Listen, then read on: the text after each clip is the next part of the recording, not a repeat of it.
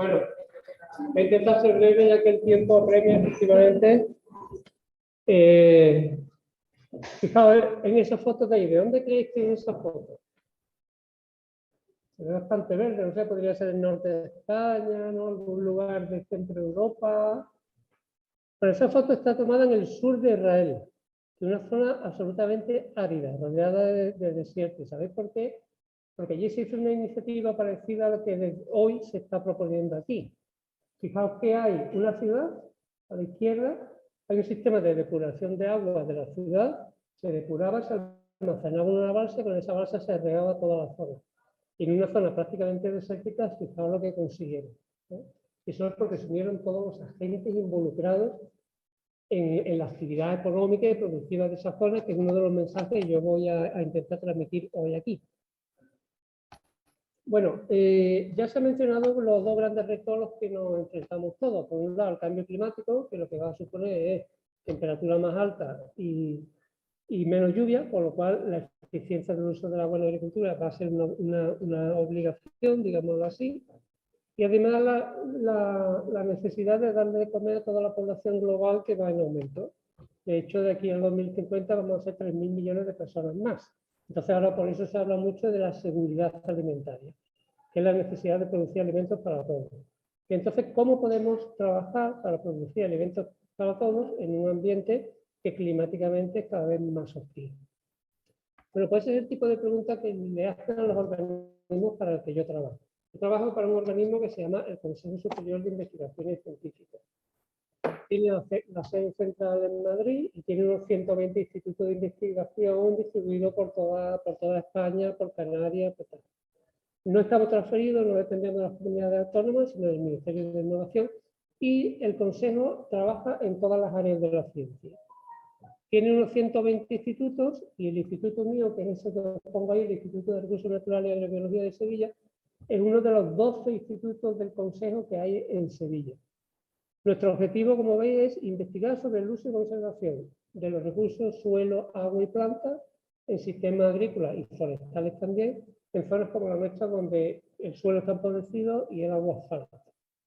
Entonces, ¿en qué trabajamos más específicamente? Pues fijaos, tenéis las líneas de trabajo.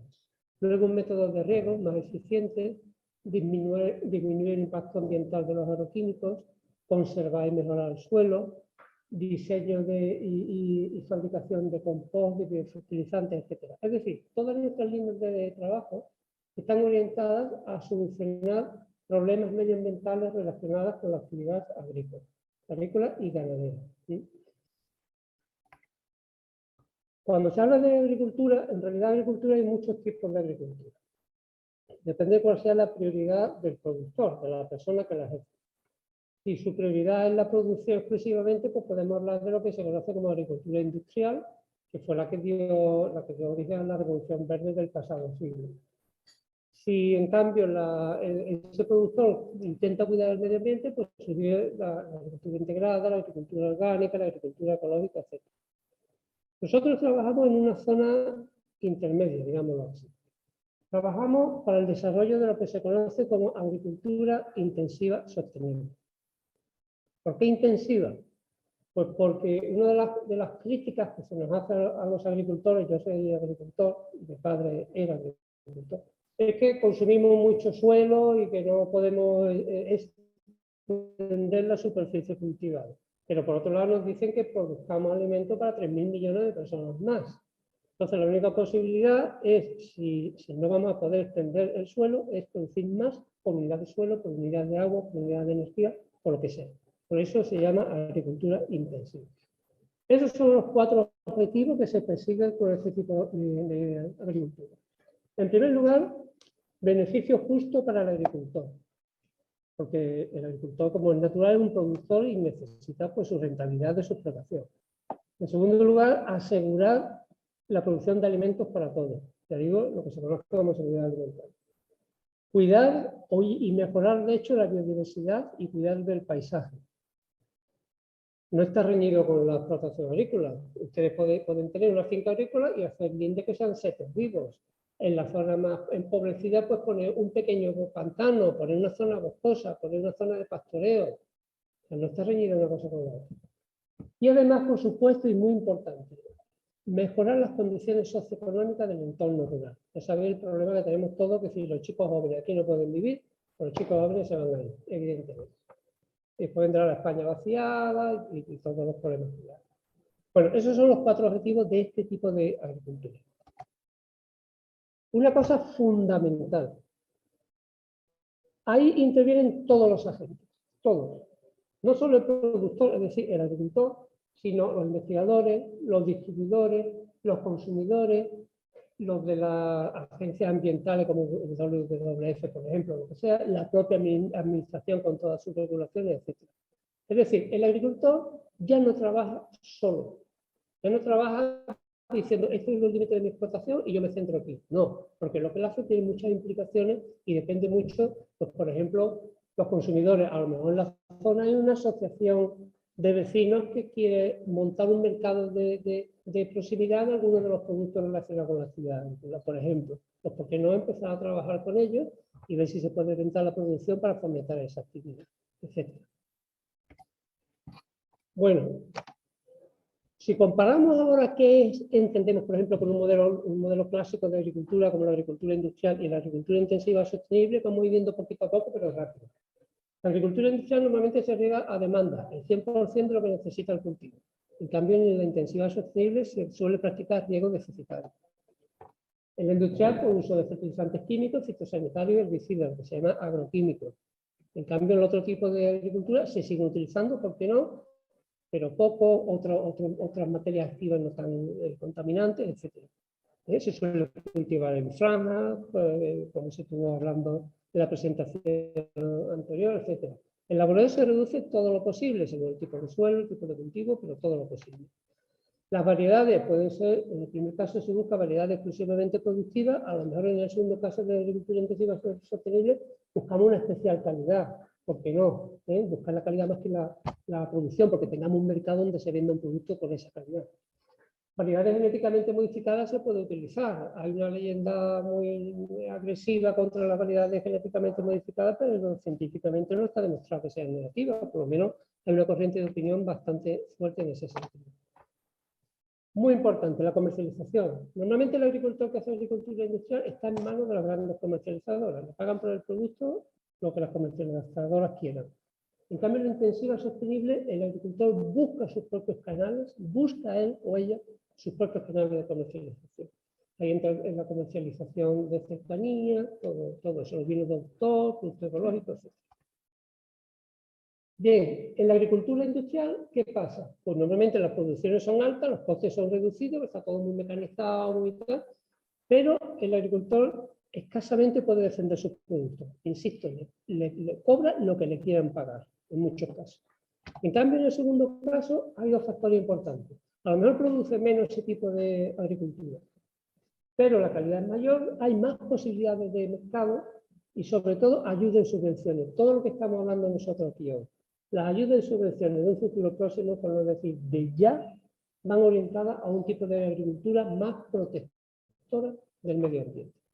Entonces, a la larga, la agricultura que respeta al medio ambiente, sea el tipo que sea, por ejemplo, la agricultura intensiva sostenible, que es lo que nosotros trabajamos, no solo es socialmente más aceptable, sino que además puede ser la más rentable.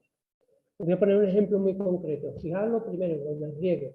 Cuando yo hablo de riego deficitario, esa es mi especialidad. Hay mucha gente que me dice, pero es que el riego deficitario no lo queremos explicar porque regando al 100% se consigue más beneficio. Vamos a ver eso un poquito más despacio. Esa es una curva de producción de cualquier cultivo al riego. Si no se riega nada, produce. A poco que le empecé a echar agua, el aumento de la producción es muy alto, pero ya llega un momento que se estabiliza, con lo cual, a lo mejor lo aconsejable sería llegar al máximo. Eso sería un riego a demanda, un riego al 100%. Si regáis más, pues en realidad no es necesario porque no va a haber aumento en la producción. Y si regáis todavía más, pues perjudica el cultivo, el encharcamiento o lo que sea. ¿Vale? Ahora, ¿sería aconsejable regar hasta el 100% de la producción? A lo mejor no. Porque como la curva al final se hace con una pendiente muy suave, a lo mejor lo que me cuesta a mí regar ese trozo no me paga el pequeño incremento de la producción que yo tengo ahí. Por lo tanto, al agricultor, bueno, tened en cuenta además que el riego no es el coste del agua, el coste de la energía, y ya sabemos cómo está la energía. Hablo de riego bombeado. Bien. Entonces, lo que muchos productores tendrán que buscar no es la máxima producción, sino la máxima cosecha, sino la cosecha óptima, o la cosecha óptima, que es aquella con la que consigue el mayor rendimiento económico. No en kilos, pero sí en euros. Que puede ser, insisto, que no coincida con la máxima. ¿Vale? Y además, eso quiere decir que si no regamos el 100% nos movemos con riego deficitario. El riego deficitario, además, es medioambientalmente más aceptable y además pues, tiene paso o cabida en las subvenciones, minimiza los problemas de lavado de nitrato que hemos estado hablando esta mañana, etcétera, etcétera. Bueno, y de riego deficitario hay un montón de tipos de riego deficitario distintos. Nosotros trabajamos en elaborar estrategias de riego deficitario. ¿Qué tipo de riego deficitario le viene mejor a cada cultivo? Bien, entonces, ¿esa es la agricultura intensiva sostenible con sus objetivos? Vamos a ver, hay una cosa muy clara. Cuando usted maneja un sistema complejo, tiene que tomar decisiones. Y para tomar decisiones necesita información. El agricultor que se basa en su experiencia exclusivamente, que es muy importante, pero que no mide, o el agricultor que se basa en su intuición, pero a la hora de calcular un riego no ha medido antes la cantidad de agua que hay en el suelo, pues probablemente se equivocará, por mucha experiencia que tenga, porque no sabe con qué está manejando. Entonces, la toma de decisiones correctas en la agricultura requiere saber qué ocurre en la plantación, qué ocurre en la finca. Datos agronómicos, hay que medir. Y además, una evaluación económica. ¿Cómo puede un agricultor decidir un tipo de riego frente a otro sin echar números? ¿Cuánto me va a costar esto? ¿Cuánto me van a pagar por esto? ¿Qué incremento voy a tener? Bueno, para eso último, evaluación económica, el agricultor muchas veces no tiene información suficiente. Y ahí es donde intervienen los otros agentes, la administración. Por ejemplo, mira, oye, te informamos de que estas son las ayudas, estas son las subvenciones, todo el sector productivo y de distribución, dónde puedes vender tu producto. El agricultor necesita información desde el exterior y de diversos agentes. Por eso decimos que conviene que se trabaje todos conjuntamente. Entonces, tecnología, que hay de sobra, eso os puedo asegurar. Tecnología hay mucha para optimizar el riego, pero hace falta aplicarla a la agricultura para que el agricultor pueda tener información agronómica, información comercial, que no produzca dando palos de ciego sin saber si su producto qué salida va a tener en el mercado. Y además, por supuesto, apoyo institucional siempre. Muy bien. Entonces, como decía, la agricultura intensiva sostenible tiene que basarse en los últimos avances tecnológicos, ¿sí? para poder hacerlo en condiciones. Eso implica sensorización y digitalización para conseguir lo que llamamos nosotros un riego de precisión. Vamos a ver, la agricultura digital ya está aquí. O sea, lo de poner un sensor en el campo con un sistema de transmisión de datos y que yo ahora mismo pueda desconectarme y pueda conectarme con mi finca y saber lo que está pasando, eso ya es una realidad. Ya es una realidad. Es una herramienta fantástica. Yo entiendo que una persona con 50, 60 años, pues le resulte extraño, pero su hijo o su hija seguro que no le resulta extraño. Y hay que adoptar ya todas las técnicas de digitalización al uso de agricultura. Por ejemplo, el riego de precisión. Fijaos, es una foto aérea de una finca grande. ¿Cómo la hemos regado de aquí para atrás? Normalmente, pues regamos toda la finca igual, ¿verdad? Damos 3 horas de riego a cada sector y ya está. Pero ¿por qué toda la finca igual? Si una zona puede ser más arenosa que otra, por ejemplo. Entonces lo que se hace es que se toman imágenes aéreas para a cada planta darle el agua que necesita y en el momento adecuado. Se toma imágenes aéreas y se identifica la variabilidad que hay en el suelo, lo que hay en el cultivo, etc. Me parece que la ponencia que viene a continuación va de eso. Y entonces se riega de forma diferente cada sector de la finca, porque es que no necesita toda la finca la misma cantidad de agua. Esa es la base de lo que conocemos como un riego de precisión. Con eso se consigue aumentar la eficiencia muchísimo. Bueno, para eso hay mucho metodología, pero insisto, me parece que la ponencia que hay a continuación viene de eso, con lo cual yo no me extiendo más ahí. Esas son las 3 grandes preguntas las que tiene que contestar un agricultor que quiere regar. ¿Qué método utilizo? ¿Por aspersión, por surco? ¿Qué método? ¿Qué estrategia de riego? ¿Riego al 100% o aplico uno de los sistemas de riego deficitario que hay? ¿Y cómo programar riego? Programar riego es calcular en qué momento tengo que regar y con cuánta agua. ¿vale? Bueno, pues, como os digo, hay tecnología suficiente para contestar de forma satisfactoria a esas tres grandes preguntas que tiene el regante. Por ejemplo, de estrategias de riego. Fijaos, ese es el ciclo de cultivo de un olivo, de un olivar. Veis que hay un crecimiento de ramos desde febrero, en abril la floración, después empieza a crecer el fruto, después una acumulación de aceite, unos procesos fisiológicos, etc. Lo que nosotros hemos hecho es estudiar la fisiología del cultivo a lo largo de su crecimiento y lo que sabemos es que no siempre el cultivo necesita la misma cantidad de agua. Hay momentos de su ciclo de cultivo en los que es más tolerante a la sequía. Entonces lo que proponemos es regar al 100% o muy cerca del 100% de las necesidades de riego si el agua disponible en el suelo es menor del 70%, es decir, si el suelo se está quedando seco, regar al 100% en esos momentos, porque sabemos que es cuando el cultivo es más sensible a la sequía y ahí no le puede faltar agua, porque si no se penaliza la producción. En cambio, el resto del tiempo se puede regar con un 20%, un 15%, porque el cultivo tolera muy bien la sequía. Pues ya hemos mejorado con el riego de precisión la distribución espacial del agua y con las estrategias de riego deficitario controlado, que es como se llama, la distribución temporal del agua. Al final del cultivo tenemos unos ahorros significativos. Finalmente, métodos de programación de riego, que yo digo, es la pregunta que el regante se hace todos los días. ¿Qué día tengo que regar y con cuánta agua? Entonces hay métodos que le contestan a esa pregunta. La mayor parte de los métodos que hay en la actualidad consisten, bueno, hay métodos, hay muchísimos, ustedes conocerán muchos de ellos también, pero la agricultura de precisión se basa en una agricultura digitalizada, es decir, yo instalo sensores en mi finca al comienzo del ciclo de cultivo, sensores dotados de un sistema de transmisión de datos, ¿eh? Y con eso voy controlando cómo va el cultivo y en función de cómo vaya el cultivo, cuál sea su estrés hídrico, voy controlando el riego, calculando la dosis y el momento. Ahí tenéis tres, por ejemplo, lo que se basa en flujo de savia, variación del diámetro del tronco y potencial de turgencia de las hojas. No voy a entrar en explicarlo porque no tengo tiempo, pero son variables fisiológicas muy relacionadas con el estrés hídrico del cultivo que podemos monitorizar de forma continua y automática. De hecho, esos sistemas, en primer lugar, utilizan a la planta como un biosensor, lo cual es genial, porque si yo tengo un sistema de medida de agua en el suelo, nada más, yo no sé la demanda atmosférica cuánto es. Y la transpiración de cultivo depende de la demanda atmosférica. Pero si yo mido en la planta integra el agua que hay en el suelo, la demanda atmosférica y su propia fisiología. Con lo cual, estos sensores me dan una información muy valiosa. El registro de datos se hace de forma continua y automática y además hay un sistema de transmisión de datos que me manda la información a mi teléfono móvil o a mi ordenador en cualquier sitio, si puedo de viaje, si estoy en mi casa, donde sea. Bueno, esas dos características son necesarias para el riego de precisión, son las que cumplen estos sensores modernos. Ahora ustedes me dirán, bueno, pero eso es muy complicado, yo no tengo tiempo de ponerme a aprender esos aparatos. Efectivamente, esos aparatos pues generan unas curvas, generan unos datos. ¿Qué pasa? ¿Que vamos a tener que aprender a utilizar todo eso? No. Lo que se hace es lo siguiente, o bien se paga una empresa que instala los sensores, los cuida, los arregla cuando se abría, etcétera, capta toda la información, la procesa y nos manda a través de nuestro móvil una información muy sencillita, por ejemplo, mira, Pepe, ayer regaste 1 hora, hoy te conviene regar 1 hora y 20.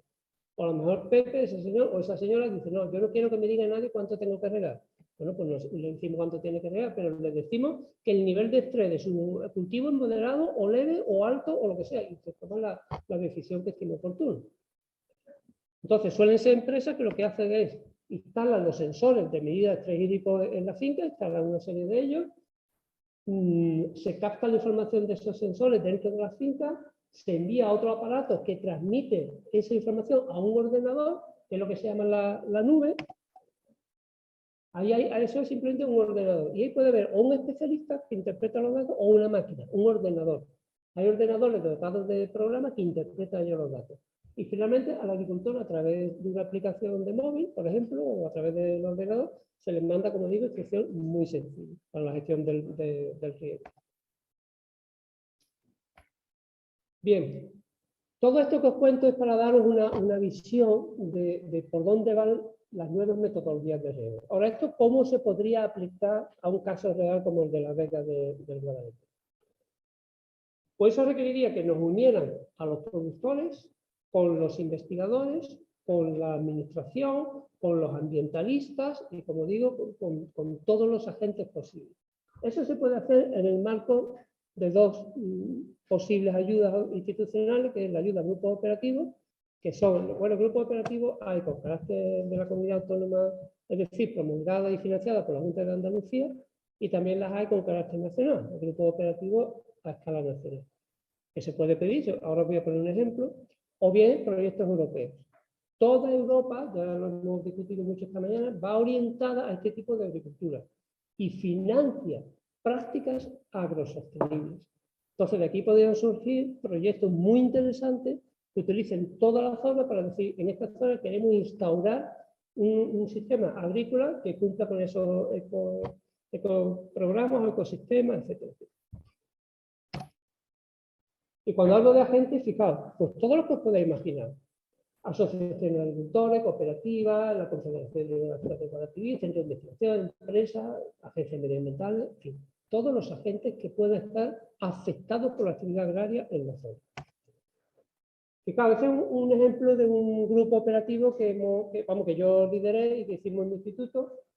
Control inteligente de termografía. El objetivo era desarrollar una cámara termográfica que se llama, veis ese aparatito de ahí, que lo que hace es que le toma una imagen de infrarrojos al cultivo, en este caso era olivar, y de esa imagen se calcula la temperatura del cultivo. Cuando un cultivo está bien regado, su temperatura es baja.